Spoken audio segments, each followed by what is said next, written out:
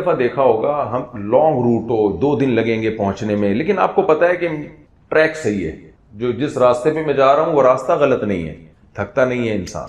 لیکن آپ تھوڑی سی جگہ جا رہے ہو نا، یہاں سے کسی چائے کے ہوٹل پہ جا رہے ہو، لیکن آپ کو اندازہ ہو جائے کہ میرا رخ صحیح نہیں ہے، کتنی ٹینشن میں جانے لگتا ہے انسان تھوڑی دیر میں.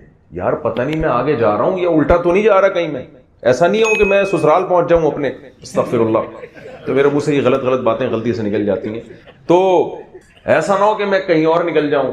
تو جب راستہ بھول جاتا ہے نا انسان اور اطمینان نہ ہو کہ میں جس راستے پہ چل رہا ہوں وہ صحیح ہے یا غلط، تو ایک ایک قدم اس کو ٹینشن میں ڈالتا ہے، اسٹریس میں ڈالتا ہے، اس کو ایک ایک قدم کھانا شروع کر دیتا ہے اس کو.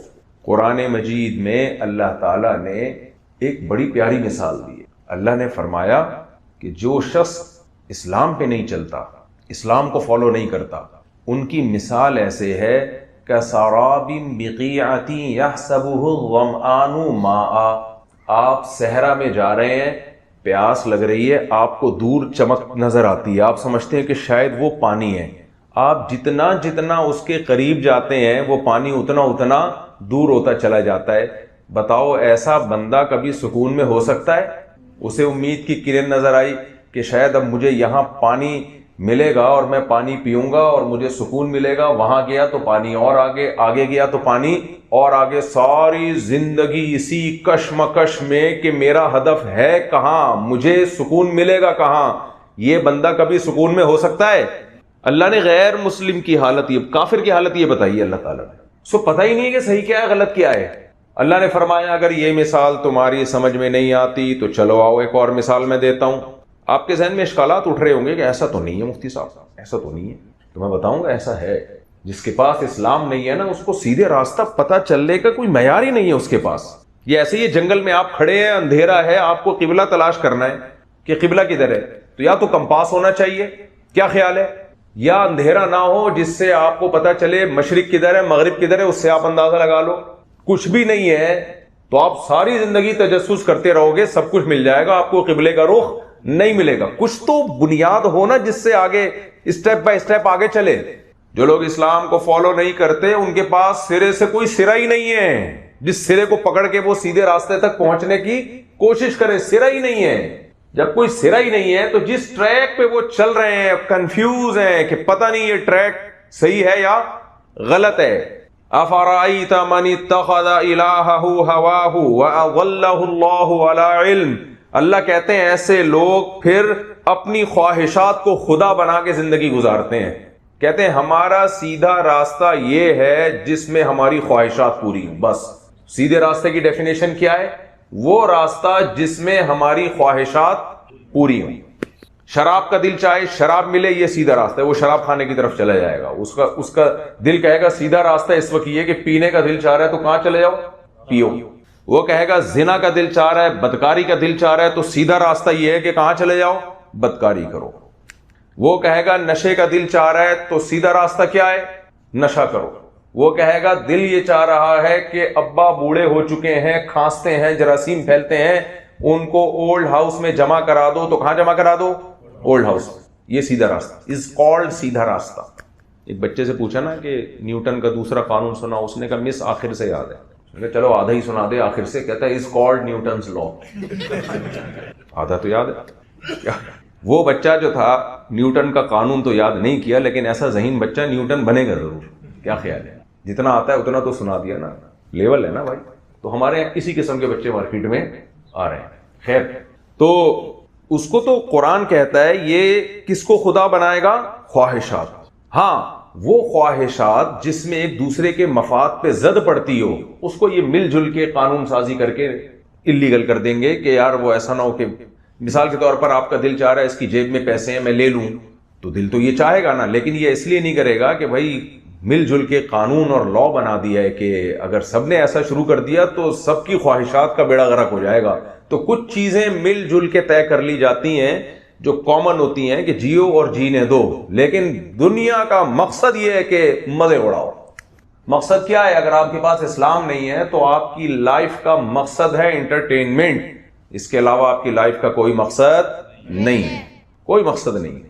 جب کوئی مقصد ہی نہیں ہے، خواہشات ہیں، تو مجھے بتاؤ گدھے گھوڑے کی زندگی کا کیا مقصد ہوتا ہے؟ گدھے سے آپ پوچھو تو کیوں دنیا میں آیا، کہہ رہے مزے اڑانے کے لیے.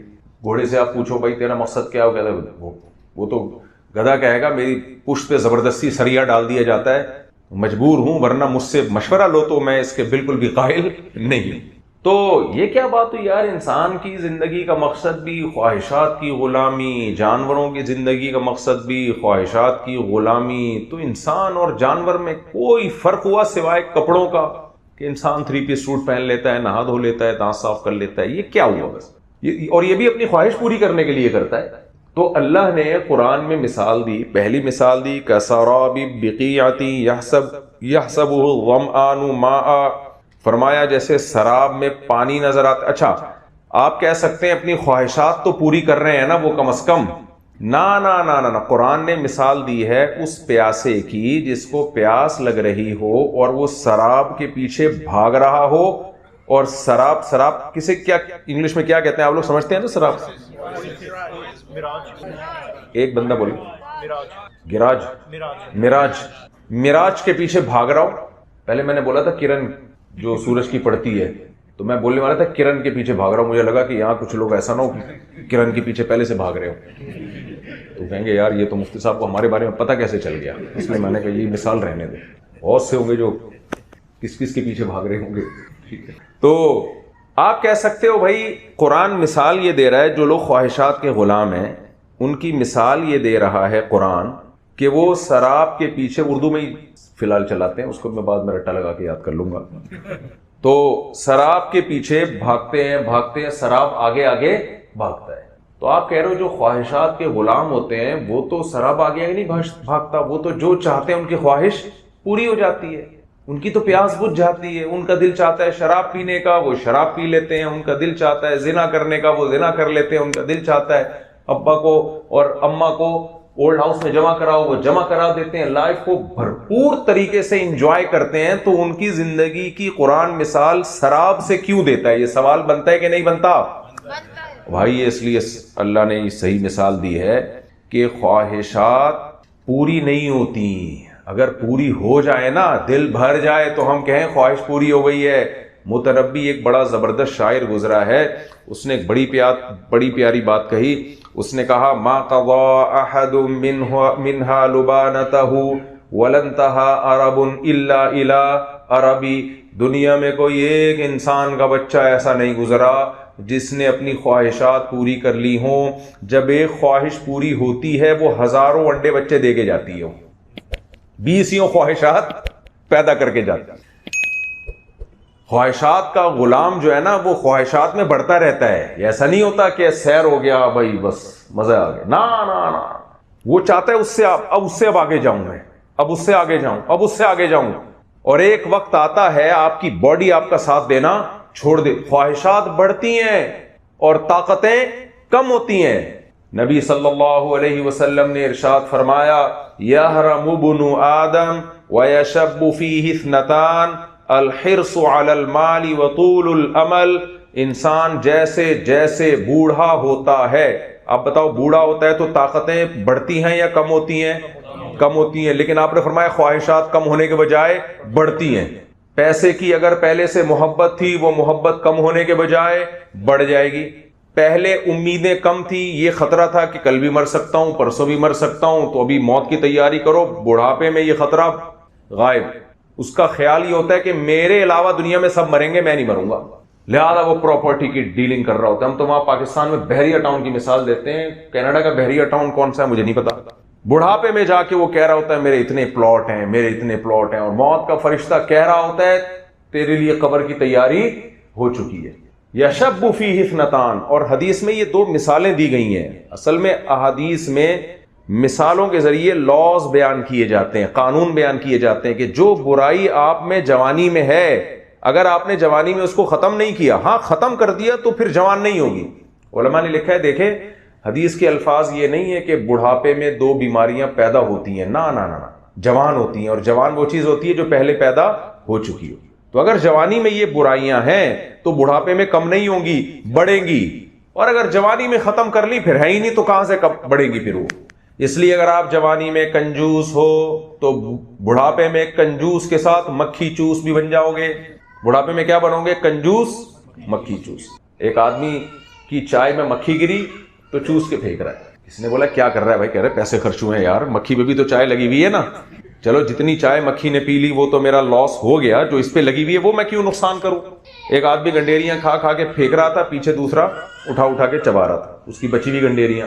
تو اس نے پیچھے مڑ کے دیکھا, بولا تجھے شرم نہیں آتی, میری چوسی بھی گنڈیریاں کھاتا ہے کنجوس. اس نے کہا کنجوس تو ہے, ایک قطرہ بھی نہیں چھوڑ رہا اس کے اندر, ایسے چبا رہا ہے کہ ایک قطرہ بھی اس کے اندر نہیں چھوڑ رہا. اس کو کہتے ہیں کنجوس مکھی چوس. کنجوس کی سپرلیٹو ڈگری. تو جوانی میں اگر آپ کنجوس ہیں تو بڑھاپے میں کنجوسی کم نہیں ہوگی, بڑھے گی. جوانی میں اگر آپ نوٹ گنتے ہیں نا, یہ ایک ہمارے محلے میں ایک بندہ رہا کرتا تھا, اب تو وہ دنیا سے چلا گیا, کسی کو پتہ نہیں چلے گا کس کی بات ہو رہی ہے, اور وہ بہت پہلے چلا گیا تھا ہمارے بچپن میں. اور ایسے لوگ جلدی چلے ہی بھی جاتے ہیں, ٹینشن اتنی ہوتی ہے, کسی کو پتہ نہیں, میں کسی کے راز فاش نہیں کرتا. تو ہم جب جاتے تھے اس کی دکان میں کوئی چیز خریدنے کے لیے, 4 آنے 8 آنے کا دور تھا, یہ 1981-82 کی بات کر رہا ہوں, 6-7 سال عمر ہوگی ہماری. تو وہ 4 آنے کو نا بتی میں لے جا کے ایسے کر کے دیکھتا تھا, 25 پیسے یعنی 1 روپے کا 1/4, اس کے 2 بسکٹ آتے تھے. تو وہ 4 آنے کو لے جا کے دیکھتا تھا لائٹ میں کہ اوریجنل ہے کہ نہیں. ہمیں ہنسی آتی تھی ہم چھوٹے بچوں کو, یار کیا کر رہا ہے بھائی تو, یہ کوئی 5000 کا نوٹ دے, 1000 کا نوٹ دے, چلو 100 کا بھی دے تو آدمی چیک کرتا ہے یہ کیا, کھوٹا بھی ہوا تو اس میں لوہا تو ہے نا, تو اتنے سے لوہے کے تو ویسے ہی 2 بسکٹ آدمی دے دیتا ہے کسی کو, یار کہ لوہا تو دے رہا ہے, کوئی دھات تو دے رہا ہے. تو نبی صلی اللہ علیہ وسلم نے فرمایا بڑھاپے میں جو ہوگا, جوانی میں جو ہوگا وہ بڑھاپے میں کیا ہوگا, بڑھے گا. اسی طرح یاد رکھو, جوانی میں اللہ کی محبت ہے تو بڑھاپے میں وہ محبت بڑھے گی. جوانی میں سخاوت ہے تو بڑھاپے میں سخاوت بڑھے گی. تو اس لیے جوانی میں جو ہو گیا وہی آگے جائے گا. آپ نے دیکھا ہوگا غیر مسلموں میں اسلام لانے کا ریشو بڑھاپے میں کم ہے, جوانی میں زیادہ ہے. جوان غیر مسلم زیادہ مسلمان ہوتے ہیں, جو ایجڈ ہیں وہ کم ہوتے ہیں. حالانکہ ایجڈ کی قربانی کم ہے اور جوان کی قربانی زیادہ, اسے عیاشی چھوڑنی پڑے گی. بڑھاپے میں تو انسان کی عیاشی ویسے ہی چھوٹ جاتی ہے کیونکہ طاقت نہیں ہے. پھر بھی جوان آدمی زیادہ توبہ کرتے ہیں بنسبت ایجڈ ہونے کے, بوڑھے ہونے کے.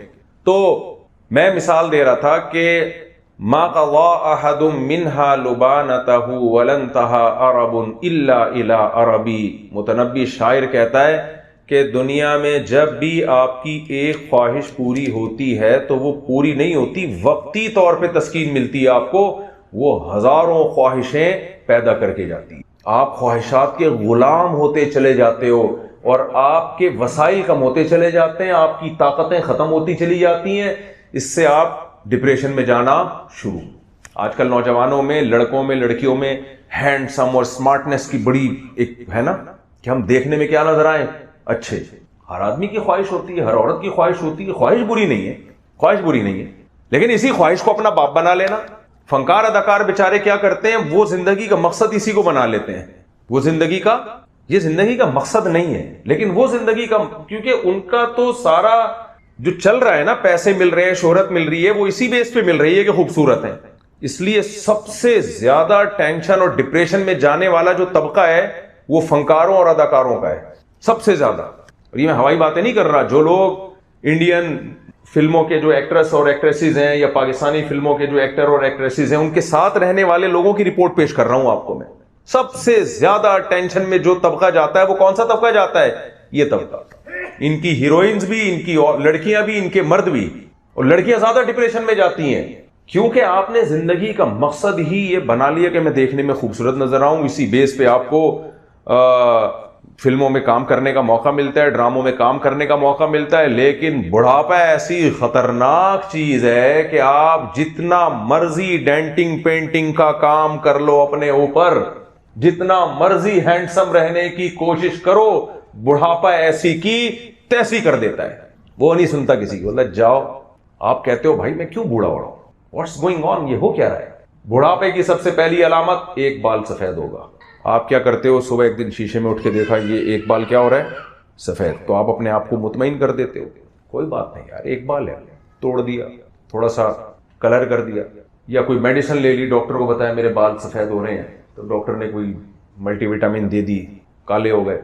1-2 مہینے بعد, سال بعد دیکھا پھر دوبارہ ہو گیا, پھر وائٹامن کی کوئی ٹیبلٹ کھانے کی کوشش کی, اب وہ کام وہ کرے گی. 1 2 دفعہ کرے گی, اس کے بعد کرے گی بھائی معاف کر دے, بھائی کیا کر دے, سوری. دوسرا سفید, تیسرا سفید, چوتھا سفید. اس کے بعد آپ مختلف قسم کے کلر ٹرائی کرتے رہو گے, لیکن پھر وہ جو بال نکلنا شروع ہوں گے نیچے سے, وہ بتا رہے ہوں گے جھوٹ بول رہا ہے.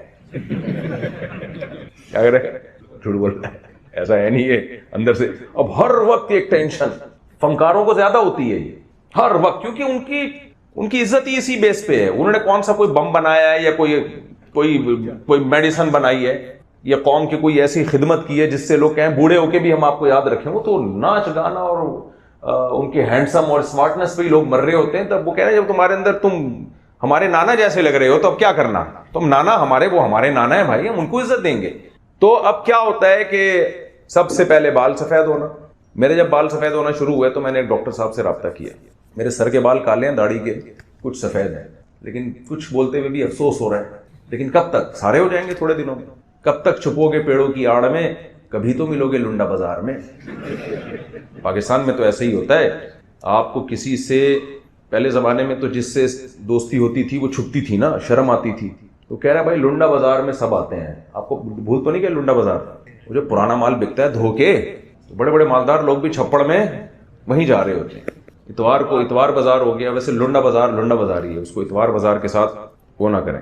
تو خیر بولٹن مارکیٹ میں نا جو لنڈا بازار تھا, وہاں پرانے انگریزوں کی پرانی پتلونیں بکتی تھی وہاں پہ, تو اس کو دھو کے بیچتے تھے وہ. تو لوگ اس کو نیا کر کے پہن کے ایسے رشتہ لینے جا رہے ہوتے تھے وہ پہن کے, ٹھیک ہے. تو میں نے ڈاکٹر سے کہا, میں نے کہا بھائی بال سفید ہو رہے ہیں. انہوں نے کہا کہ اس عمر میں بال ہیں, اس پہ اللہ کا شکر ادا کریں, کیونکہ تھوڑے دنوں میں یہ ٹینشن ختم ہونے والی ہے کہ سفید ہو رہے ہیں. تھوڑے دنوں میں یہ ٹینشن ہے ہو ہی نہیں رہے ہیں, ہے ہی نہیں, اڑنا شروع ہوں گے. میں نے کہا یار یہ کیا کہہ رہے ہو ڈاکٹر صاحب. پھر میں نے اپنے والد صاحب کے سر مبارک پہ غور کیا, اپنے دادا پردادا کا تصور کیا, تو مجھے لگا کہ واقعی بھائی بالآخر یہ بھی ہوگا, یہ تو ہوگا, صحیح ہے, یہ تو ہوگا. خیر کچھ وقت تک تو انسان اپنے بالوں کو یاد کرتا ہے, میرے بال, پھر وہ ہیئر ٹرانسپلانٹیشن آ گیا اور یہ آ گیا وہ آ گیا وغیرہ وغیرہ. وہ جوان رہنے کی کوشش کرتا ہے. ایک دن کیا ہوتا ہے, کمر میں درد ہے, صبح اٹھیں تو کیا ہو رہا ہے, پین ہو رہا ہے کمر میں. ڈاکٹر کہتے ہیں آپ کا یہ والا مہرہ تھوڑی سی سیٹنگ کیا ہو رہی ہے اس کی, آؤٹ ہو رہی ہے. مہرے کو سیٹ کرنے میں لگے رہو, اے بھائی اس کو سیٹ کرنے میں لگے رہو. ایک دن پھر ایک دانت ہلنا شروع ہوا, دوسرا ہلنا شروع ہوا, دانت بتی سی پوری چینج ہو رہی ہے. ایک گلوکار جو ہے نا گانا گاتا تھا, عمر زیادہ ہو گئی تھی, تو وہ جب زیادہ زور سے بولتا بتی سی گر جاتی نیچے, پھر اٹھا کے لگاتا. پھر تو کسی نے بولا یار کیسٹ بار بار چینج نہیں کرو, ٹھیک ہے, آرام سے گانا گاؤ, کیسٹ بار بار چینج مت کرو. اس کے بعد پھر یہ شوگر ہو رہی ہے, بلڈ پریشر ہو رہا ہے, اور پھر یہ ہو رہا ہے, پھر وہ ہو رہا ہے. اس کے بعد سب کچھ بھول بھلائیاں اسی میں لگ جاتا ہے. ہر وقت میڈیسن کا ایک ڈبہ لے کے گھوم رہا ہوتا ہے ساتھ. آج ایک لڈو کھا لیا تو اللہ خیر کرے, اب وہ شوگر ہائی ہو گئی. عورتوں کے ساتھ بھی مردوں کے ساتھ بھی. اور بالآخر ایک دن اعلان ہوتا ہے, حضرات ایک اعلان سماعت فرمائیے, جمشید صاحب جو بڑے ہینڈسم اور اسمارٹ ہوا کرتے تھے ونس اپون اے ٹائم, اب وہ تھے, اب وہ ہیں نہیں. جمشید صاحب سے پیش کی معذرت. کوئی جمشید صاحب بیٹھے ہوئے ہو تو ان سے پیش کی معذرت. بالآخر وہ دنیا سے چلے گئے. اس کے بعد حال کیا ہوتا ہے یار, مسلمانوں کا تو پھر بھی کچھ اچھا حال ہوتا ہے, غسل کفن. یہاں تو غیر مسلموں کے حالات دیکھ کے میری تو جان نکل رہی ہے بھائی. سبھی جلا رہے ہیں یار, اوون میں لے کے گئے, جلایا, ہڈیاں الگ ہوئی, ہڈیوں کو الگ توڑا جا رہا ہے, بھورا بنایا جا رہا ہے, بوتل میں پیک کر کے یہ لو جی آپ کی نانی. بھائی یہ انسان ہے, کیا ہو رہا ہے یہ آپ کے دادا ہے, یہ آپ کے ہسبینڈ ہے, یہ آپ کی وائف ہے, کیا ہو رہا ہے بھائی یہ, اللہ خیر کرے. یہ تو ابھی کل مجھے ایک صاحب ملے, وہ میرا خیال ہے سیالکوٹ یا گجرانوالے سے آئے ہوئے, کہتے ہیں میں نے جب یہ ان لوگوں کا میت ایک دفعہ دیکھی تو میں تو 6 مہینے خوف سے سویا نہیں ہوں میں 6 مہینے. لیکن بہرحال قبر میں ڈال دیا جائے گا, مٹی ڈال دی جائے گی. دیکھو ترقی, انسان, یہ جو ہم کہتے ہیں نا انسان ترقی کر رہا ہے, یہ جملہ غلط ہے. دنیا ترقی کر رہی ہے, میں اور آپ ترقی نہیں کر رہے, دنیا ترقی کر رہی ہے. روڈ بہت اچھے بن رہے ہیں, بلڈنگیں بہت اچھی بن رہی ہیں, ہوائی جہاز بن رہے ہیں, راکٹ بن رہے ہیں, بم بن رہے ہیں, میڈیسن نئی نئی وجود میں آ رہی ہیں, دنیا بہت ترقی کر رہی ہے. میں اور آپ کی ترقی تو 60 70 80 بس ختم. تو ہم تو پہاڑوں میں رہتے یا اتنی لگژری لائف میں رہتے. جب 70 80 ہے تو کیا جھونپڑی کیا میدان بھائی, زندگی ہے کیا, 2 ٹکے کی تو زندگی نہیں ہے یہ.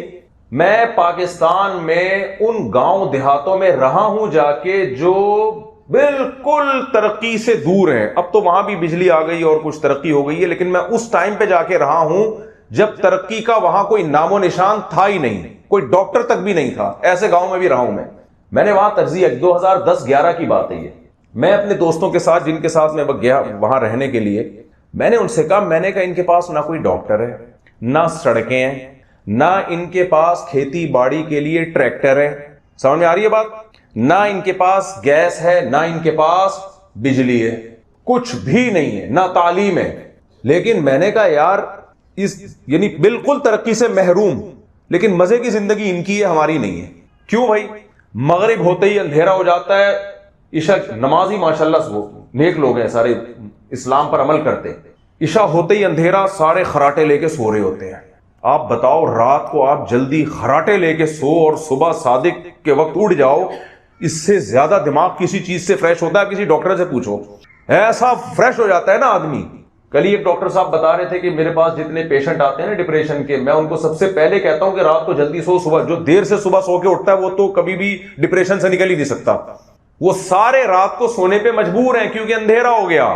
اور کتنے گھنٹے سو لے گا آدمی؟ 6 گھنٹے 7 گھنٹے, اس کے بعد صبح اٹھ جاتے ہیں. وہ سارے اٹھ کے بیل کو لے کے ہل چلانے لگتے ہیں, آرگینک گندم نکال رہے ہیں, آرگینک مکئی نکال رہے ہیں. فیملی سسٹم اتنا مضبوط ہے کیونکہ مذہب کو فالو کر رہے ہیں, اسلام کو فالو کر رہے ہیں. ابا کے حقوق بھی ہیں, اماں کے حقوق بھی ہیں, بیوی کے حقوق بھی ہیں, بیوی شوہر کے حقوق بھی ادا کر رہی ہے.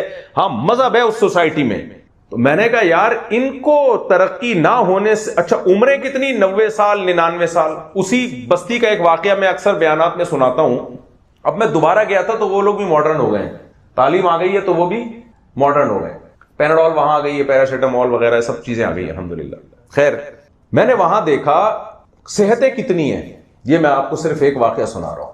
ہمارے دوست جو مجھے لے کر گئے تھے نا وہاں اس گاؤں میں, انہوں نے مجھے کہا کہ گلگت شہر جانا ہے ہم نے. یہ گلگت کا کوئی گاؤں تھا, گلگت شہر جانا ہے, 4 گھنٹے کی ڈرائیو پر ہے. میں نے کہا ٹھیک ہے. کہہ رہے طبیعت خراب ہے گھر والوں کی. میں نے کہا چلو, میں سمجھا ان کی وائف کی طبیعت خراب ہوگی. میں بیٹھ گیا گاڑی میں. تو وہ جا رہے ہیں تو اچھا وہ ڈاکٹروں کے بھی جاتے نہیں ہیں, وہ تو اتفاق سے, وہ کیونکہ کراچی میں رہے ہیں وہ, ورنہ وہاں رواج نہیں ہے.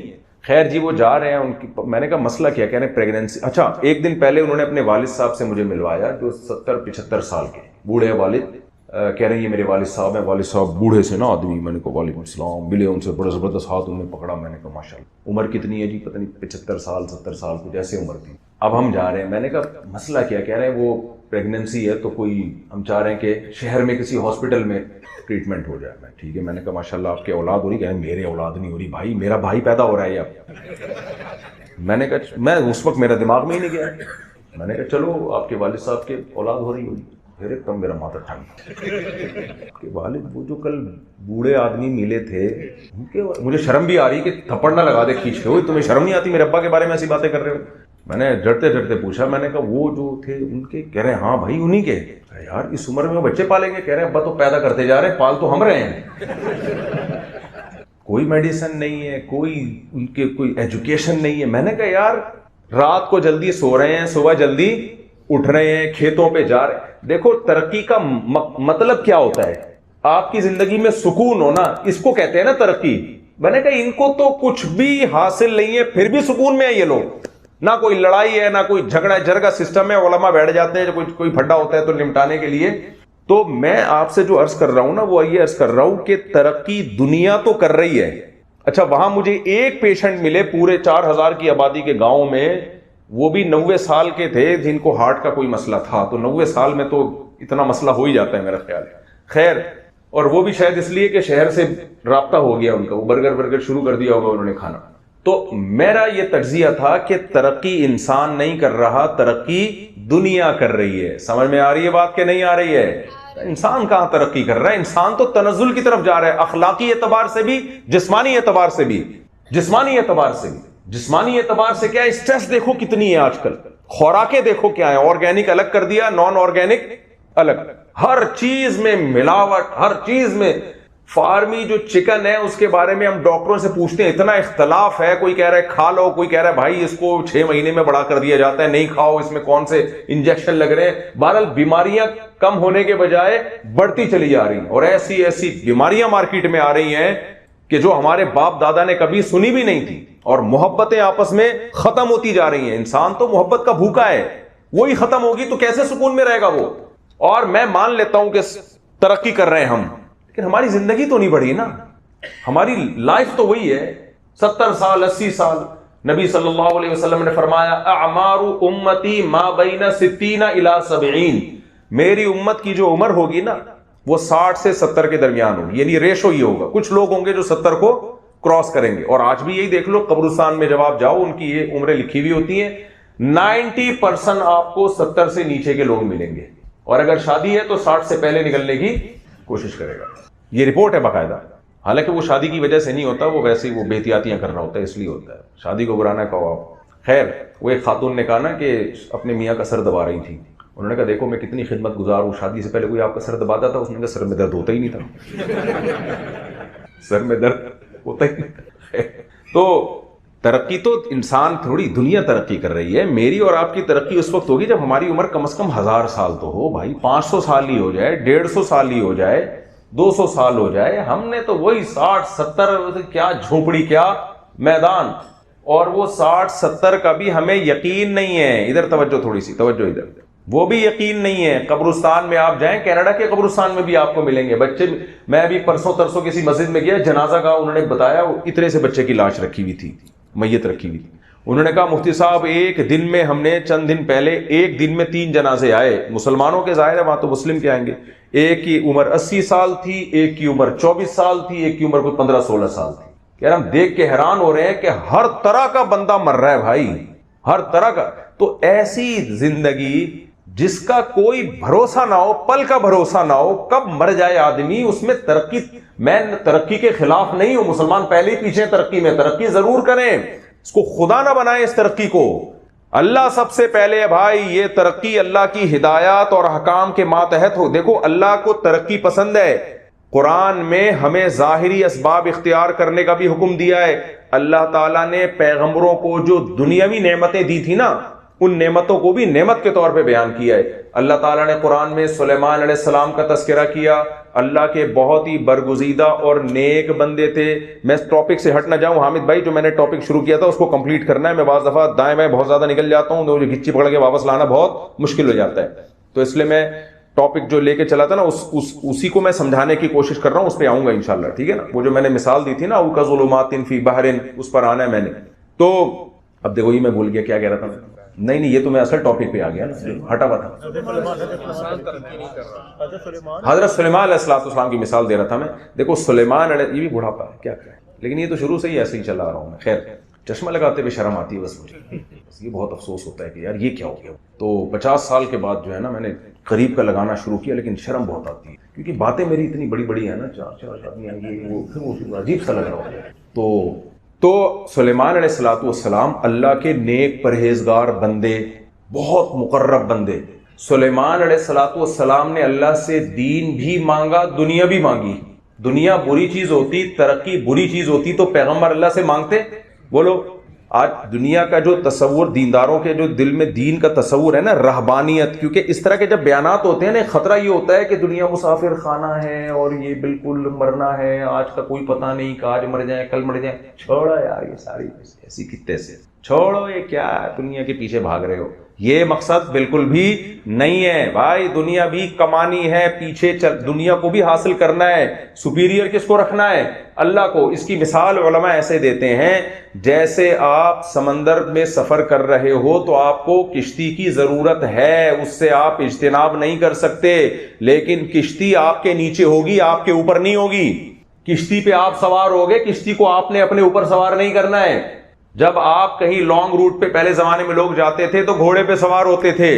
گھوڑے پہ سوار ہو جاؤ، گھوڑے کے اپنے اوپر سوار نہ کرو. ہر وقت دماغ میں گھوڑا کیوں نہیں ہے میرے پاس، گھوڑا کیوں نہیں ہے میرے پاس، اس کا گھوڑا اتنا تیز رفتار، میرا گھوڑا مریل. اس کی علامت ہے کہ آپ گھوڑے پہ سوار نہیں ہو، آپ نے گھوڑے کو اپنے اوپر سوار کر لیا. بھائی اگر تیرے پاس گھوڑا ہے تو چلا جا، نہیں ہے تو پیدل نکل لے. موسیٰ علیہ السلام جب مصر سے نکلے، مدین کی طرف گئے تو آپ کے پاس تو کوئی سواری نہیں تھی، راستے کا بھی علم نہیں تھا. انہوں نے کہا اب نکلنا تو ہے بھائی، غلطی سے بندہ مر گیا ہے، قتل ہو گیا ہے، فرعون تو پکڑے گا، اب نکلنا ہے. تو اللہ پہ توکل کر کے پیدل ہی نکل گئے. اب وہ یہ سوچتے رہتے میرے پاس تو سواری نہیں ہے، میں کیا کروں، اس کے پاس سواری ہے، میرے پاس سواری نہیں ہے. بھائی جو آپ کے لیے جو سوٹیبل ہے اس کو اختیار کرو بس. اس سے اسباب اختیار کرو، اس سے زیادہ سر پہ مسلط نہیں کرو. کیوں نہیں مسلط کرو بھائی؟ یہ دنیا مسافر خانہ ہے، ٹھیک، یہاں رہنا تھوڑی ہے. آپ جب ٹریولنگ کرتے ہو، آپ کو جانا ہے، فورن پہنچنا ہے پاکستان یا انڈیا پہنچنا ہے، بزنس کلاس میں ٹکٹ نہیں مل رہا، آپ اکانومی میں جاؤ گے، نہیں مل رہا آپ پی آئی اے میں چلے جاؤ گے. آپ جو لگے ایسی کی تیسی یار، کیونکہ بلایا وہاں کس نے ہے؟ سسرال نے بلایا، تو جانا پڑے گا نا آپ کو. اب آپ ٹینشن لے رہے ہو کہ یار وہ فلاں بزنس کلاس میں میری تو بے عزتی ہو جائے گی، لوگ سمجھ غریب آدمی اکانومی میں جا رہا ہے، اور لوگ سمجھیں گے پی آئی اے میں جا رہا ہے. لیکن پی آئی اے میں جب اگر چلے گئے نا، لوگ آپ سے دم کروائیں گے، کیونکہ اس کی علامت ہے آپ کا اللہ پہ توکل ہو جائے. آپ موت سے ڈرنے والے نہیں ہو، موت سے نہیں ڈرتے آپ. یہ تو میں بہت سے لوگوں کو دیکھ رہا ہوں. میں جب یہاں آ رہا تھا میں نے سے بولا میرا ٹکٹ پی آئی اے میں کراؤ، ڈائریکٹ آتی ہے، یہ بڑا فائدہ ہے نا، ڈائریکٹ آ رہی ہے. تو خیر وہ ٹکٹ کسی اور ایئر لائن میں ہو چکا تھا، میری خواہش یہ تھی کہ پی آئی اے میں کراؤ، ڈائریکٹ آ رہی ہے. لیکن پھر میں نے جس ایئر لائن میں آ رہا تھا، میں نے لوگوں سے پوچھا آپ کیوں نہیں پی آئی اے میں؟ کہہ رہے بھائی ہمیں تو ڈر لگتا ہے. بہت سے لوگ کہہ رہے ہیں ہمیں تو ڈر لگتا ہے، ہمیں تو ڈر لگتا ہے. تو خیر، تو دنیا مسافر خانے کا مطلب یہ نہیں ہے کہ آپ جو دنیا کما رہے ہو چھوڑ دو. اس سے کیا ہوگا؟ مسلمان پیچھے ہو جائیں گے، اور جب مسلمان پیچھے ہوں گے تو اسلام بھی پیچھے ہوگا. مسلمان زمین میں دھسیں گے تو ساتھ ساتھ اسلام بھی زمین میں دھسے گا. تبھی نبی صلی اللہ علیہ وسلم. اچھا اذان کا ٹائم ہے، مجھے تو ٹائم تو بتانا چاہیے نا کتنا ٹائم ہے، تاکہ میں اس حساب سے. ابھی کیا ٹائم ہو رہا ہے؟ ابھی تو 9:45 پہ، تو گھنٹہ باقی ہے. اچھا ہوگی تو پھر عشاء کے بعد کنٹینیو کر لیتے ہیں. اچھا تو عشاء کے بعد کر لیتے ہیں، پھر ہم ٹاپک کو کمپلیٹ کر لیتے ہیں عشاء کی نماز کے بعد، ٹھیک ہے نا؟ میرا خیال ہے ویسے وہ جلد بازی میں بات مزہ نہیں آئے گا، بہت ساری سسرال کی باتیں رہ گئی. جی چلیں نماز کے بعد پھر انشاءاللہ.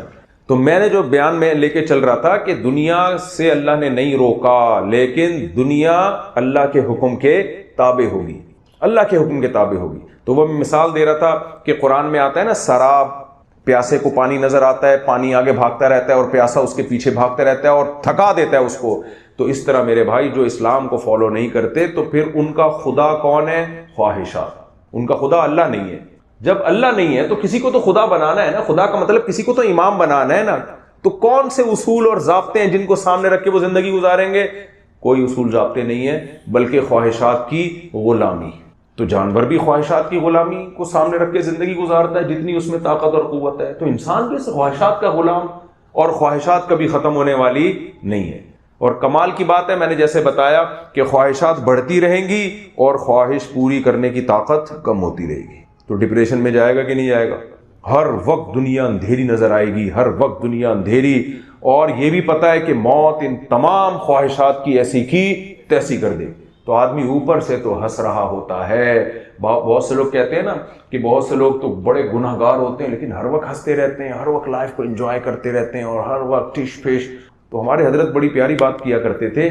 میں نے اپنے شیخ حضرت مفتی رشید احمد صاحب کو دیکھا، وہ آیا کرتے تھے نا، بڑے آرام سے سکون سے بیٹھے ہوتے تھے. آدھا گھنٹہ ان کی محفل ہوتی تھی، خاموشی کی، اٹھ کے چلے جاتے تھے. تو ہمیں اندازہ ہوا بھائی سکون تو اس کو کہتے ہیں کہ دل میں سکون ہو. یہ جو آج کل کے سکون کے لیے جو کچھ کیا جا رہا ہے نا، یہ آرٹیفیشل ہے. یہ کیا ہی اس لیے جا رہا ہے کہ یہ نہیں کریں گے تو تباہ و برباد ہو جائیں گے بے سکونی سے. اپنے آپ کو بزی رکھنا ہے، کبھی سنوکر کھیل رہے ہیں، کبھی کیرم بورڈ کھیل رہے ہیں، کبھی یہ کھیل رہے ہیں، کبھی وہ کھیل رہے ہیں. یہ کر ہی اس لیے رہے ہیں کہ یہ کچھ نہ ملے تو ڈپریشن سے مر جائیں. تو یہ خود اس کی علامت ہے بھائی، یہ نارمل نہیں ہے. دیکھو ایک آدمی رات کو کئی گھنٹے کی نیند لے کے صبح اٹھے اور تھکا ہوا ہو، وہ نارمل ہے یا ایب نارمل ہے؟ ایب نارمل ہے. تبھی تو ہم چائے کافی کی میں پیتا ہوں لیکن خلاف ہوں، کیونکہ چائے اور کافی والے کو صبح اٹھ کے چائے چاہیے فریش ہونے کے لیے. اس کا مطلب تیرا سیٹنگ اندر کی کیا ہو گئی ہے؟ خراب ہو گئی.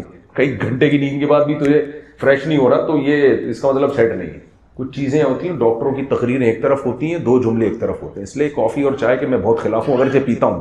وہ کیوں پیتا ہوں؟ میں نے 1 سال کے لیے چھوڑ دی تھی، پھر وہ جہاں جا رہے ہیں چائے پلا رہے ہیں. میں نے کہا یار نہیں پیو تو لسی لا کے رکھ دیتے ہیں. پھر میں نے کہا چل یار تھوڑی سی غلط کام بھی کر لے آدمی تو چلتا ہے مارکیٹ. تو نقصان دہ بہت زیادہ نہیں ہے، لیکن بہرحال اس کے فضائل نہ سنایا کرو میرے سامنے کہ ایکچولی صبح اٹھ کے کافی ٹھیش پیش، یہ سب ٹوپی ڈرامے.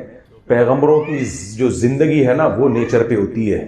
مسلمان جتنے بڑے بڑے سائنٹسٹ گزرے، جتنے بڑے بڑے محدث، سب کافی پی کے اتنی بڑی بڑی کتابیں لکھی ہیں انہوں نے. حافظ ابن حجر کی شرح دیکھو، بخاری کی شرح، کتنی شاندار شرح لکھی ہے، جس کے بارے میں علماء کہتے ہیں لا ہجرت بعد الفتح، فتح الباری ان کی شرح کا نام ہے، کہ فتح الباری پڑھ لی تو اب کوئی شرح پڑھنے کی ضرورت نہیں ہے. اتنی تحقیقی کام ہے اس میں. چائے پیے بغیر کیا ہے آپ نے سارا, بغیر کافی اور بغیر چائے. سیر اعلام النبلاء اسماء الرجال کی کتاب ہے, اتنی تو جلدیں اس کی, ساری زندگی لگی ہوگی اس کو لکھنے میں. اور لکھتے بھی کیسے تھے, کبوتر کو ڈبو ڈبو کے نا سیاہی میں اس کے پروں کو ایسے لکھتے تھے. کتنا محنت کا تحقیقی کام ہے. ہمیں نہیں پتا کہ وہ سیر اعلام النبلاء کے جو مؤلف تھے وہ کبھی ہر تھوڑی دیر کے بعد کیا پیتے تھے, کافی. آج دفتر میں کوئی کام کر رہا ہے, ہر 5 منٹ کے بعد اس کمبخت کو یا تو دودھ پتی چاہیے, یا کافی چاہیے, نسوار چاہیے, گٹکا چاہیے, پان چاہیے. تھوڑا اور آگے جائے گا تو سٹا لگانے پہ آ جائے گا. تو یہ سب چیزیں نیچرل نہیں ہے. سمجھ میں آ رہی ہے بات؟ تو چائے بھی پیا کرے, کافی بھی پیا کرے, فضائل نہ سنایا کرے میرے سامنے, کم از کم بیٹھ گئے میرے سامنے نہ سنایا کرے. مجھے پھر غصہ آنے لگتا ہے کہ یار تم پیو لیکن فضائل تو نہ سناؤ نا. تو اس لیے ہم چائے بھی پی لیتے ہیں, لیکن یہ نہیں کہ ہم چائے کے فضائل سنانا شروع کر دیں. پیغمبروں کی سیرت سے ہمیں پتہ چلتا ہے. دیکھو سب سے زیادہ نیچر کو فالو کرنے والے پیغمبر ہوتے ہیں, اس لیے پیغمبروں کے طریقے کو نہ چھوڑو, دین میں بھی دنیا میں بھی. قرآن نے ہمیں بتایا ہے کہ فریش ہونے کا جو نیچرل طریقہ ہے وہ نیند ہے. وَجَعَلْنَا نَوْمَكُمْ سُبَاتًا, جب تم سوتے ہو اللہ نیند کو کاٹنے والا بناتا ہے. تمہارا دنیا سے کنیکشن ڈسکنیکٹ ہو جاتا ہے, دماغ سکون میں چلا جاتا ہے. پھر جب ہم صبح اٹھتے ہیں دماغ بالکل فریش. لیکن ہم نے اپنے آپ کو عادت ڈال لی ہے, کسی نے کافی کی, کسی نے چائے کی, اس کے بعد کھوپڑی کام ہی نہیں کر رہی ہوتی اس کی. نہ ملے تو بیگم کو غصہ کر رہا ہوتا ہے, بیگم شوہر پہ غصہ کر رہی ہوتی ہے, دونوں کو کافی پلاؤ ایک دم فٹ فاٹ ٹھیک ہو جاتی ہے. خیر تو بات کو بس جلدی اسپیڈ کے ساتھ سمیٹ رہا ہوں. تو میں یہ عرض کر رہا تھا, خواہشات ایسی چیزیں ہیں جو ختم ہونے والی ہیں ہی, لا متناہی سلسلہ خواہشات کا. تو اور آہستہ آہستہ جسم میں خواہشات پوری کرنے کی طاقت ختم, تو آدمی ٹینشن میں جائے گا, پریشان ہوگا. ہاں میں یہ عرض کر رہا تھا کہ جیسے صبح اٹھ کے جس کو چائے ملے اور وہ کہے چائے پی کے میں یا کافی پی کے فریش ہوتا ہوں, تو بھائی بہت سے لوگ ایسے ہیں جو بغیر کافی پیے فریش ہوتے ہیں, وہ نیچر پہ ہے. کوئی شراب پی کے خوش ہوتا ہے, تو وہی بہت سے ایسے ہیں جو شراب پیے بغیر خوش ہوتے ہیں. تم شراب پی کے خوش ہو رہے ہو, یہ اس کی علامت ہے کہ تم ٹینشن میں ہو, تمہیں یہ چاہیے, نہ ملے تو مر جاؤ گے. ایسے ہی آج دنیا میں انٹرٹینمنٹ کے بغیر انسان کے لیے خوش رہنا ممکن نہیں ہے. یہ اس کی علامت ہے کہ انسان کس میں ہے, ٹینشن میں, ڈپریشن میں ہے. اس کو ہر تھوڑی دیر کے بعد ٹینشن دور کرنے کا کوئی ذریعہ چاہیے. کبھی فحش فلمیں دیکھے گا, کبھی سینما گھر جائے گا, کبھی شراب پیے گا, کبھی چرس پیے گا, کبھی زنا کرے گا, کبھی لڑکیوں سے گپ شپ لگائے گا, کبھی موویز دیکھے گا, کچھ نہ کچھ, کبھی اسنوکر کلب چلا جائے گا. پھر بالآخر ان تمام چیزوں سے آہستہ آہستہ بور ہونا شروع. آہستہ آہستہ کیا ہونا, سب چیزوں سے دل بھر جاتا ہے. پھر اس سے آگے کا سوچے گا, اس سے بھی دل بھرے گا, اور جسمانی طاقتیں آہستہ آہستہ کم. لہذا خواہشات کے غلام شخص کا بڑھاپا بہت برا گزرتا ہے, بہت برا بڑھاپا ہوتا ہے بھائی. میں دونوں طرح کے بوڑھوں کو دیکھتا ہوں. بوڑھوں کی بھی 2 قسمیں. ایک بوڑھے وہ ہوتے ہیں, بیٹا بیٹھ جائے, بیٹھ جائے. کوئی چیز گم گئی ہے آپ کی؟ اچھا. تو آپ نے دیکھا ہوگا کچھ بوڑھے ایسے ہیں جو ہماری مسجد میں بیٹھے ہوئے ہیں, یہاں بھی آئے ہوئے ہیں, اللہ ان کی عمر میں برکت دے, نماز میں دل لگ رہا ہوتا ہے ان کا.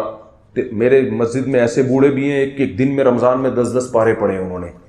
ہم نے اپنی بزرگوں کو دیکھا ہے بڑھاپے میں اور نیک بن جاتے ہیں, تسبیحات میں, روزوں پہ روزے رکھ رہے ہیں, ان کی طاقت, روزہ رکھنے کی طاقت اور بڑھ جاتی ہے.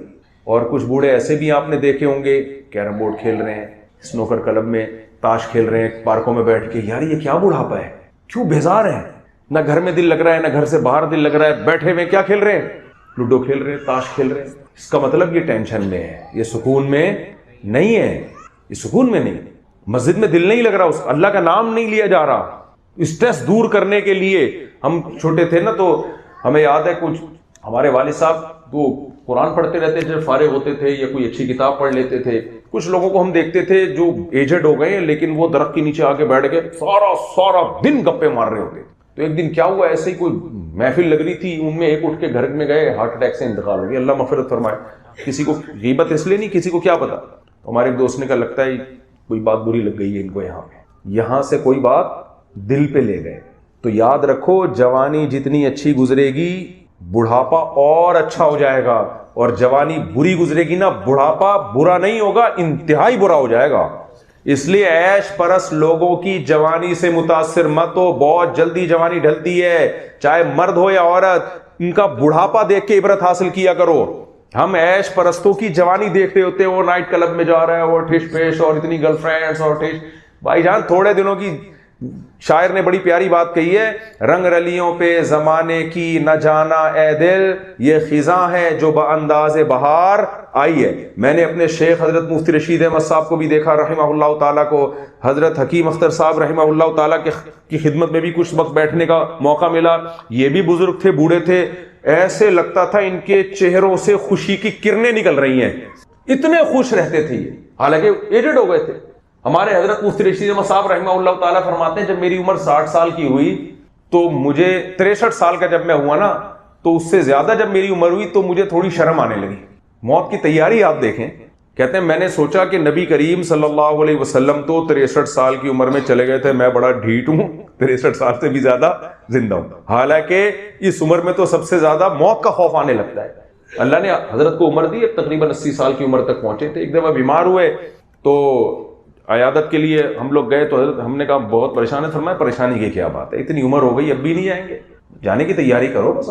تو وجہ کیا ہے بھائی؟ ساری زندگی اللہ کی اطاعت میں، فرما برداری میں گزاری، پتہ ہے آگے فیوچر اچھا ہے۔ مجھے ایک بات بتاؤ، مثال سے مثال ذہن میں آتی ہے، انسان ماضی کو دیکھ کے خوش ہوتا ہے یا فیوچر کو دیکھ کے؟ مجھے ایک بات بتاؤ، ایک پھانسی کا مجرم ہے جس کا فیوچر بہت اچھا گزرا اور ماضی بہت اچھا گزرا، عیش پرستی میں گزرا، لیکن کسی کوئی کیس ہوا اب وہ لٹکنے والا ہے، کل لٹک جائے گا، آپ اس کے پاس گئے، وہ چھلانگے مار رہا ہے، بہت خوش ہو رہا ہے، لوگ کہہ رہے ہیں کہ کیا ہوا؟ کہہ رہا ہے میرا ماضی بہت اچھا گزرا ہے، میں نے بڑی عیاشی کی ہے، بڑے مزے اڑائے ہیں، بہت لائف کو انجوائے کیا میں نے۔ کمبخت تو کل لٹک جائے گا، لگتا ہے ڈپریشن سے تیری کھوپڑی خراب ہو گئی ہے۔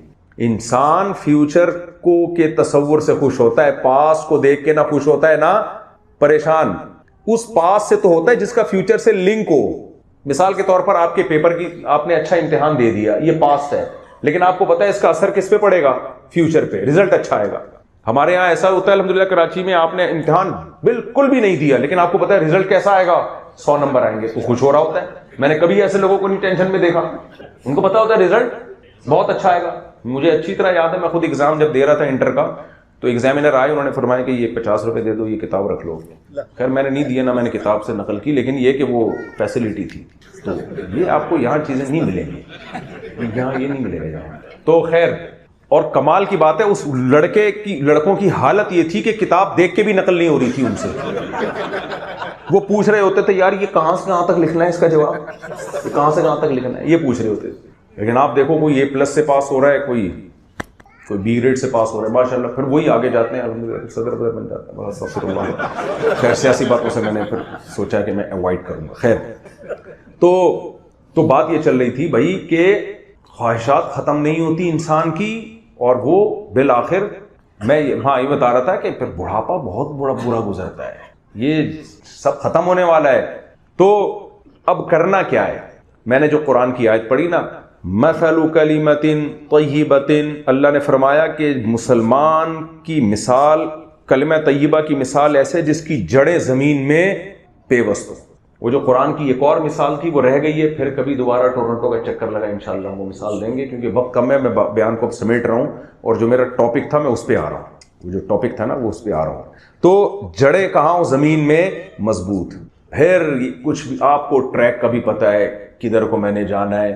جب آپ کو پتا ہو نا میرا ٹریک سیدھا ہے تو تھوڑا بہت دائیں بائیں بھی ہو جاؤ تو زیادہ ٹینشن نہیں ہوتی، کوئی بات نہیں، تھوڑا سا ادھر چلے گئے، اگلے موڑ سے واپس ادھر آ جاؤ۔ آپ کو پتا تو ہوگا نا بھی میں غلط سمت میں جا رہا ہوں، غلطی سے سسرال کی طرف اسٹیئرنگ گھوم گیا گاڑی، فوراً سیدھا ہو جائے گا، بھائی ادھر تو سسرال بیٹھا ہوا ہے۔ مسلمان کو پتا ہوتا ہے کیونکہ اس کی جڑ ہے، اس کے دل میں ہے کلمہ طیبہ۔ جب اس نے اسلام قبول کیا یا اس کو ماں باپ سے جو کلمہ ملا وہ کلمہ ہے لا الہ الا اللہ، اللہ کے سوا کوئی غلامی کے لائق نہیں ہے۔ غلام کسے کہتے ہیں؟ سرنڈر کر دے۔ دیکھو جب میدان جنگ میں دو فوجی آپس میں لڑ رہے ہوں تو اگر ایک طاقتور ہو تو وہ دوسرے کو کہتا ہے سرنڈر کرو۔ جب وہ سرنڈر کر دے تو جو سرنڈر ہوتا ہے نا، تو جس فوجی نے اس کو سرنڈر کیا ہوتا ہے پھر وہ اسے جو کہے گا وہ کرے گا۔ وہ اسے کہتا ہے ہینڈز اپ تو وہ ہاتھ اوپر، وہ اسے کہتا ہے کہ لیٹ جاؤ تو وہ لیٹ جائے گا، وہ اسے کہتے ہیں دائیں چلو تو وہ کہاں چلے گا؟ اگر وہ وہاں کہ کیوں، وہ یہاں کہنا شروع کر دے، وہ کہ ہینڈز اپ، تیرے باپ کے ہاتھ ہیں، تیرے باپ کا نوکر ہوں جو میں ہاتھ اوپر کروں، اس کا مطلب اس نے سرنڈر نہیں کیا. تو جو مجھے ٹاپک دیا گیا نا ابراہیم علیہ الصلوۃ والسلام کا، حضرت ابراہیم علیہ الصلوۃ والسلام کی جو سب سے بڑی خاصیت ہے، دیکھو ہر پیغمبر اللہ کے حکام کے آگے سرنڈر کرتے ہیں، لیکن ہر پیغمبر کی ایک خاص فضیلت ہوتی ہے جو دوسرے پیغمبر میں نہیں ہوتی، اور اس خاص فضیلت کی بیس پہ اللہ نے ان کو دوسرے پیغمبر کو اس خاص جزوی چیز میں فضیلت دی ہوتی ہے. ابراہیم علیہ السلام کی فضیلت سب کے والد ہیں، سارے پیغمبروں کے والد ہیں. اما ہوا سارے پیغمبروں کی ماں ہیں. عیسیٰ ابن مریم بغیر باپ کے اللہ نے پیدا کیا. موسیٰ علیہ السلام براہ راست اللہ آپ سے ہم کلام ہوا. سید الانبیاء خاتم النبیین بنایا آپ کو. آپ نے فرمایا لو کان موسیٰ حیا لما وسعہ الا اتباعی. موسیٰ علیہ السلام کو یہ فضیلت اپنی جگہ کہ جب اللہ وحی بھیجتا تھا تو فرشتے کے ذریعے نہیں، براہ راست موسیٰ سے بات کرتے تھے علیہ السلام سے، لیکن آج بھی موسیٰ زندہ ہوں فالو مجھے کرنا پڑے گا ان کو. یہ فضیلت اللہ نے کس کو دی؟ محمد صلی اللہ علیہ وسلم کو. ایسے یاد رکھو ابراہیم علیہ السلام کی جو فضیلت ہے نا، آپ نے جس طرح سے سرنڈر کیا ہے، جو آرڈر اللہ نے دیا کیوں نہیں کیا ابراہیم علیہ السلام نے. اور اللہ ابراہیم علیہ السلام کا بار بار واقعہ ہمیں قرآن میں سناتے ہیں اور کہتے ہیں ملت ابیکم ابراہیم، یا تو ہمارے جسمانی باپ یا روحانی باپ کون ہے؟ ابراہیم علیہ السلام. تو جیسے انہوں نے سرنڈر کیا ایسے ہی تم نے بھی سرنڈر کرنا ہے، کیونکہ لا الہ الا اللہ کا ایک پہلا مقام ہے جس کو عقیدہ توحید کہا جاتا ہے، اس کے بغیر تو انسان اسلام میں داخل نہیں ہوتا. اور ایک لا الہ الا اللہ کا کمال ہے کہ جب آپ نے اللہ کو معبود مان لیا تو پھر مکمل سرنڈر کریں اللہ کے سامنے، پھر اللہ کے حکام کے آگے کیوں کرنے کی آپ کو اجازت نہیں ہے. اب میں جلدی سے چند مثالیں دے کے بس بیان کو سچی مچی کا ختم کرتا ہوں. آپ کہیں گے 1 گھنٹے سے آپ ختم ہی کر رہے ہو، سچی مچی کا ختم نہیں تو ٹھیک ہے، یہاں کی انتظامیہ کہہ رہی ہے کہ بس کریں آپ. اچھا خیر، آپ لوگ کے تو لگ رہا ہے کہ آپ بیٹھنے کے لیے تیار ہیں، لیکن مجھے وہاں کہنے بس بہت ہوگی. اچھا خیر، تو ابراہیم علیہ الصلوۃ والسلام کو اللہ نے کیسے عجیب عجیب احکام دیے جس کی بظاہر کوئی لاجک ہی نہیں بنتی. اللہ نے حکم دیا اپنی زوجہ ہاجرہ کو لے کے اس زمین میں چھوڑاؤ اس دودھ پیتے بچے کے ساتھ، غیر ذی زرع، جہاں گھاس کا تنکا بھی نہیں ہے، پانی بھی نہیں ہے. کوئی لاجک بنتی ہے اس کی؟ ابراہیم علیہ السلام فلسطین کی سرزمین سے لے کے اپنی زوجہ کو چلے ہیں چھوٹے بچے کے ساتھ مکہ کی طرف.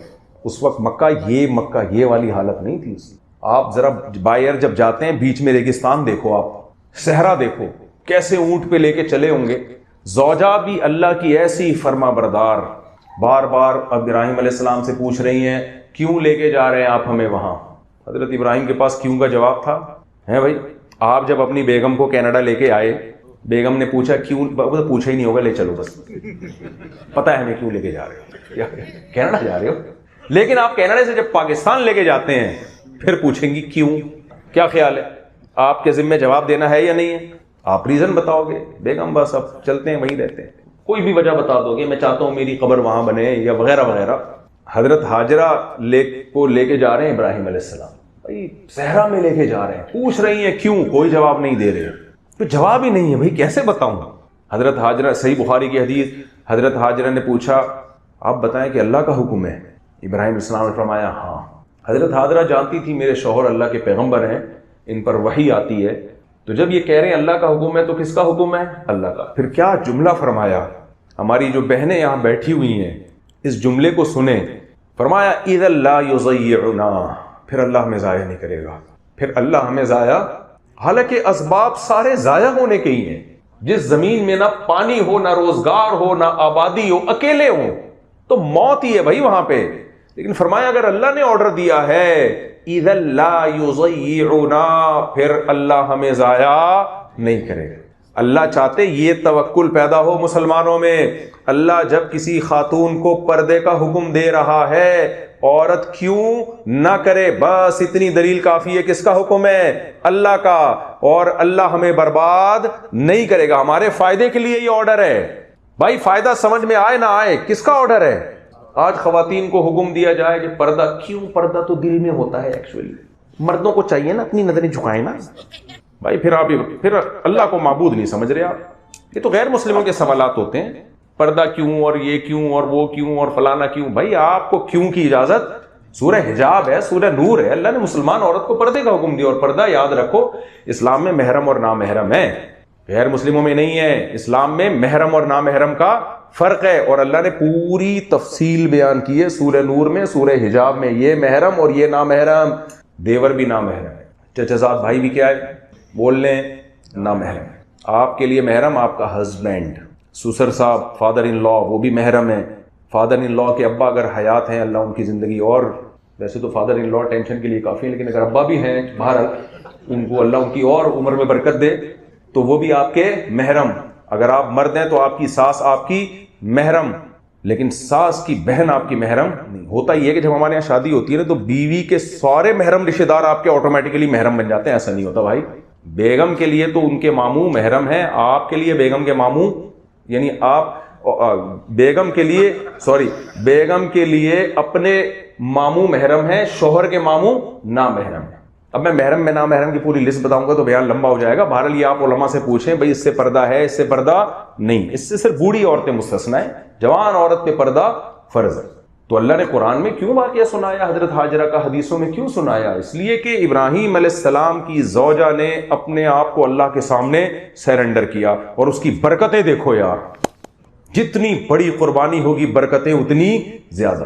جب لے کے گئی ہیں حضرت ہاجرہ, صفا مروہ پہ دوڑی ہیں, بچے کی پیاس بلک رہی, رو رہی ہیں, پریشان ہیں, دوڑ رہی ہیں, زبان سے ناشکری نہیں, زبان سے نہیں کہہ رہی ہیں اللہ تو نے کیا کیا.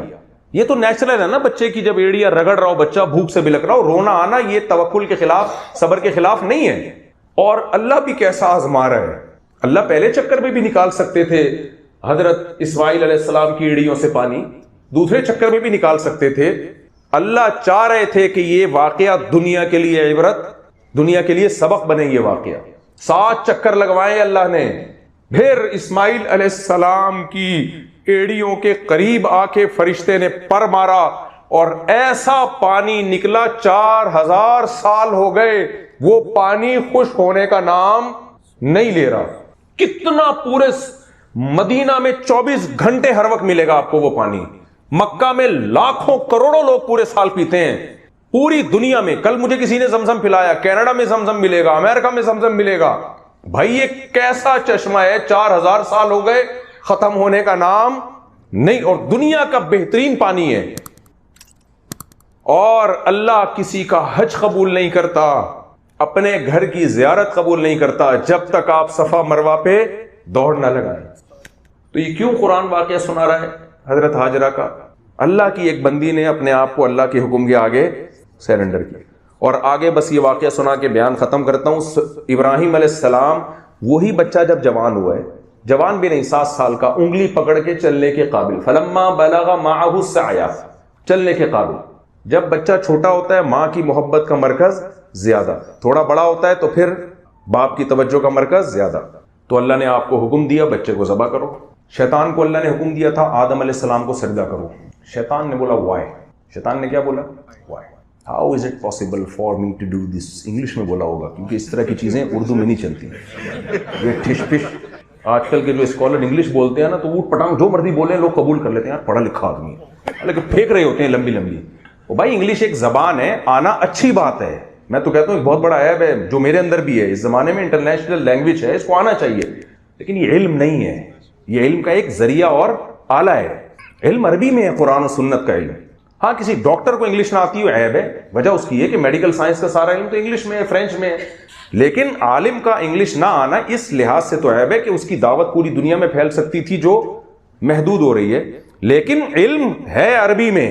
یہ نہیں کہ جس اسکالر کو انگلش بولنا آتی. ہمارے ملک میں کیا چل رہا ہے, جو ٹی وی پہ بیٹھ کے ٹھش پش انگلش مار رہا ہوں, لوگ کہتے ہیں پڑھا لکھا آدمی ہے. بھائی قرآن و سنت میں زیرو ہے. یہ ایک عجیب نفسیات ہے لوگوں کی. گالیاں دے دو انگلش میں, لوگ کہتے ہیں یار پڑھا لکھا آدمی ہے, بہت زبردست تہذیب. یا پنجابی میں دو تو بولیں گے یار اس کو تمیز نہیں بات کرنے کی.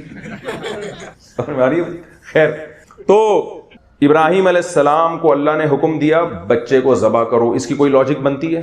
ہاں, میں شیطان کی بات کر رہا تھا. شیطان کو اللہ نے حکم دیا کہ سجدہ کرو آدم علیہ السلام کو.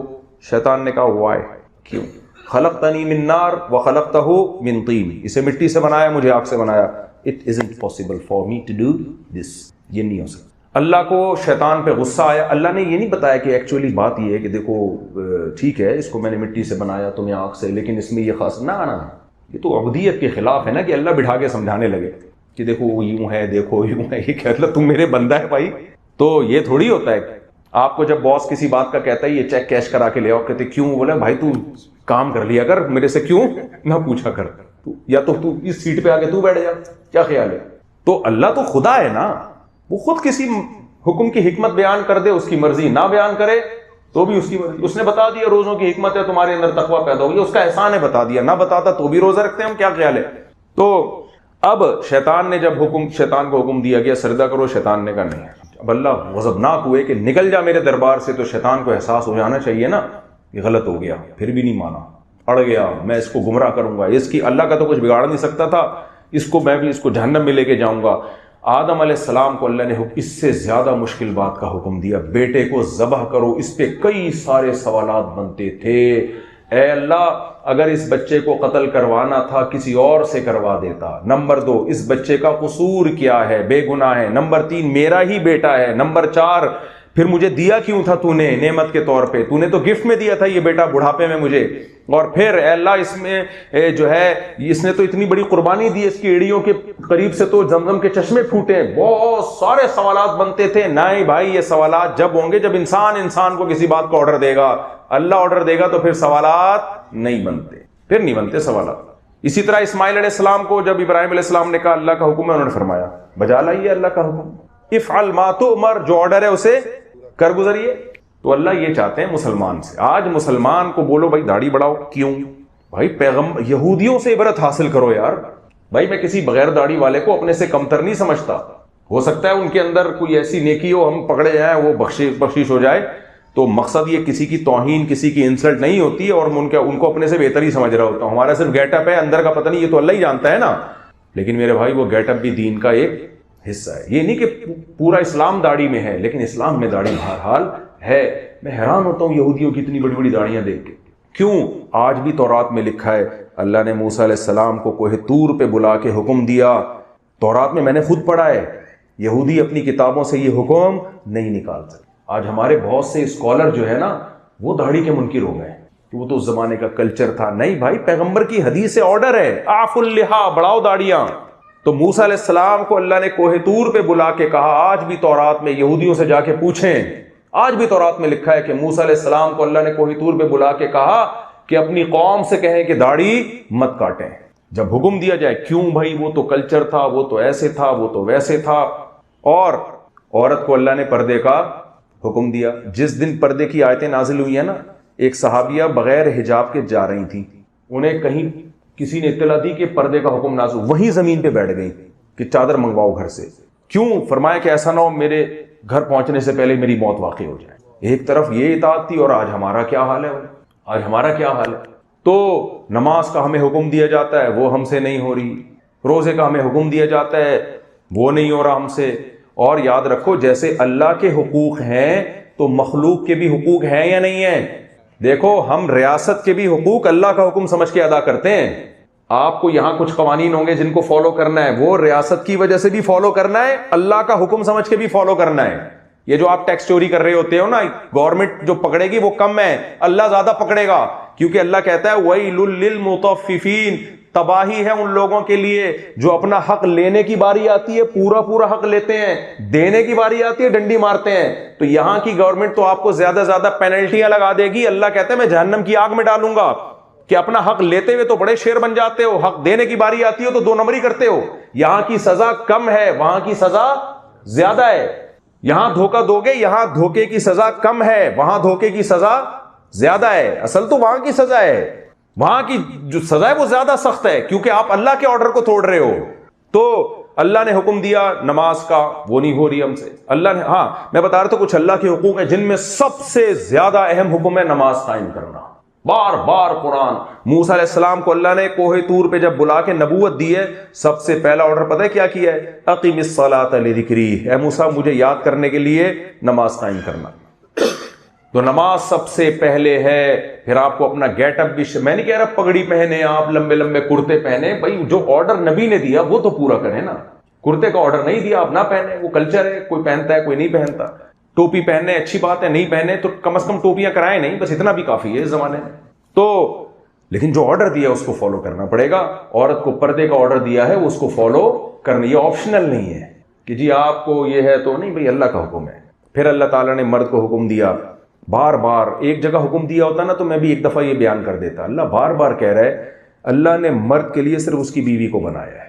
آپ کے لیے اپنی بیوی کے علاوہ کسی انٹی سے فری ہونا, دوستیاں لگانا, جمشید کے نام سے اس کا نمبر اپنے موبائل میں سیو کرنا, ہو وہ جمشیدہ آپ نے سیو کیا ہوا ہے جمشید, ہے وہ محمودہ اور آپ نے موبائل میں سیو کیا ہوا ہے محمود, ہو سکتا ہے بیوی نہ پکڑے آپ کو. بھائی بیوی کے ڈر سے نہیں, یہ کس کے ڈر سے کرنا ہے؟ یہ اللہ کے خوف سے کرنا ہے. بیگم کی بیچاری کیا کر لے گی, یہ اللہ پوچھے گا. قل للمؤمنین یغضوا من ابصارہم, تمہارے لیے صرف بیوی ہے تمہاری. فمن ابتغى وراء ذلك, بیوی کے علاوہ کسی اور عورت کی طرف گئے, اللہ کہتے ہیں فاولئک هم العادون, یہ میری لمٹ کو کراس کر رہے ہیں. الفاظ دیکھو, کہتے ہیں یہ کیا کر رہے ہیں, لمٹ کیا کر رہے ہیں, کراس, لمٹ کراس کر رہے ہیں. یہ ایک لمٹ رکھی ہے. نکاح کو پروموٹ کیا, موسیٰ علیہ السلام نے نکاح کی خاطر 10 سال بکریاں چرائی ہیں, مہر تھا 10 سال بکریاں چراؤ. اور یوسف علیہ السلام نے زنا سے بچے اور جیل چلے گئے. اتنا فرق ہے نکاح میں اور زنا میں. تو نکاح کو پروموٹ کرو. اسلام میں دیر سے شادی ہے, جلدی شادی ہے, جلدی شادی. توکل کرو اللہ پہ, اعتماد کرو, چھوڑو یہ پیسے لے کے کہ بھی اتنے کل بہو آئے گی تو 2 پراٹھے زیادہ کھائے گی, چھوڑ دو یار. اللہ کہاں ہے پھر؟ مجھے ایک بات بتاؤ, بچہ جب پیدا ہوتا ہے, کسی کے یہاں بچہ پیدا ہوا, اب ماں کی چھاتیوں میں دودھ آیا, وہ ماں بچے کو دودھ پلا رہی ہے. کسی نے کہا آپ کے ہاں بھی ہو جانا چاہیے, آپ نے کہا ان کے ہاں تو دودھ ہے, میرے ہاں تو ہے نہیں, تو میں کیسے پیدا کروں؟ تو بھائی پہلے پیدا ہوگا, دودھ بعد میں آئے گا. اس سے پتہ چلتا ہے کہ رزق بچہ پیدا ہوگا پھر رزق ملے گا. اس چکر میں کہ پہلے اتنی تنخواہ ہو جائے پھر بچے پیدا ہوں, پھر نہیں ہوگا. بیٹھے رہو. پھر کئی میرے دوست احباب ایسے ہیں جو بیچارے اب تک اسی چکر میں کہ پہلے پیسے آ جائیں پھر شادی ہوگی پھر بچے ہوں گے, تو نہ پیسے آئے نہ شادی ہوئی نہ بچے ہوئے. میں کہتا ہوں تھوڑے دن رہ گئے صبر کر لو, کیا خیال ہے؟ بلا وجہ بڑھاپے میں کسی کو بیوہ کر کے جاؤ گے, اچھی بات نہیں. مسلمان توکل کرتا ہے. نکاح کے معاملے میں اللہ نے حکم دیا ہے توکل کرنے کا. بچوں کی, بیٹیوں کی, لڑکوں کی جلدی شادی کرائے. اور کینیڈا کی زمین خالی پڑی ہوئی ہے, وحشت ہوتی ہے دیکھ کے. ایک جہاز سے اڑو صحرا. میں لوگوں سے کہہ رہا تھا مجھے یہاں آنا چاہیے, میرا آنا بہت ضروری ہے. میرا ارادہ نہیں آنے کا, لیکن ایک مثال دے رہا ہوں. تو خالی پڑا ہوا ہے. آج ایک انگریز سے بات چیت ہو رہی تھی, ہم سلاٹر ہاؤس گئے تو وہ گورا اس کو وہ کر رہا ہے, تو وہ بیٹھا ہوا نا گپ شپ لگانے لگا. تو میں یہ کہہ رہا تھا کہ ہم لوگ جو ہے نا اس ہمارے مذہب میں گوشت کا بھی ہے, کیونکہ اس کا پورا گوشت ہوتا ہے کہ تھوڑا خوش ہو جائے گا, تھوڑا مکھن لگا دوں گا تھوڑا خوش ہو جائے گا. میں نے کہا ہمارا مذہب تو گوشت بس یہ سچی بچی کی آخری. میں نے کہا ہمارا مذہب جو ہے نا گوشت کو پروموٹ کرتا ہے, تو کچھ لوگ ویجیٹیرین ہوتے ہیں. میں نے کہا ویجیٹیرین میرے بڑے خلاف ہیں. تو کہہ رہے ماشاء اللہ, انگلش میں بات ہو رہی تھی, تو کہنے لگا کہ پھر میں نے اس کو ایک جملہ انگلش میں بولا. میں نے کہا I have 4 wives and 19 kids and without eating meat it isn't possible. جب میں نے یہ کہا ہے نا, وہ حامد بھائی ہاں کر کے جو ہنسا ہے وہ, میں نے کہا یار اس نے پہلی دفعہ بیان سنا ہے, اس پہ پورا اثر ہوا ہے. میں نے کہا اس نے پہلی دفعہ بیان سنا ہے, اس پہ پورا اثر ہوا ہے. تو یہ تو کینیڈا کی زمین تو خالی پڑی ہے. میں نہیں کہتا آپ 4 شادیاں کرو, ایک ہی کر لو, جلدی کرو, اولاد پیدا کرو. یہاں کی گورنمنٹ تو خوش ہوتی ہے, لیکن انسان کے بچے بن کے زندگی گزارو. دیکھو مذہبی اسکالر کچھ ایسے ہیں جو ہمیشہ مخالفت سمت میں لے کے جا رہے ہوتے ہیں, نیگیٹیوٹی پھیلا رہے ہوتے ہیں. نہیں بھائی, جس ملک میں رہو محبت سے رہو, غیر مسلموں کا احترام کرو. یہاں کی گورنمنٹ بھی کہے کہ ہمارے لیے سب سے اچھے شہری کون سے ہیں, مسلم ہیں. قانون کو فالو کرو. آپ کو اگر کوئی چیز غلط لگتی ہے, یہاں جمہوریت ہے, آپ اسمبلی میں آواز اٹھاؤ, جو ایک طریقہ ہے اٹھانے کا. دیکھو سکھوں نے اپنے لیے پگڑیاں پاس کر لی, داڑھیوں کی, فوج میں بھی سکھ ہوتے ہیں پوری پگڑی پہنتے ہیں, اس کا مطلب لا ہے. تو کبھی بھی ایسی جذباتیت میں آنے کی کوشش مت کرو. قانون کو توڑ کے اس طرح کے مظاہرے شروع کر دیے, اٹھ پٹانگ حرکتیں شروع کر دی, اپنے لیے خود ہی مشکلات کھڑی کر دو گے یہاں پہ.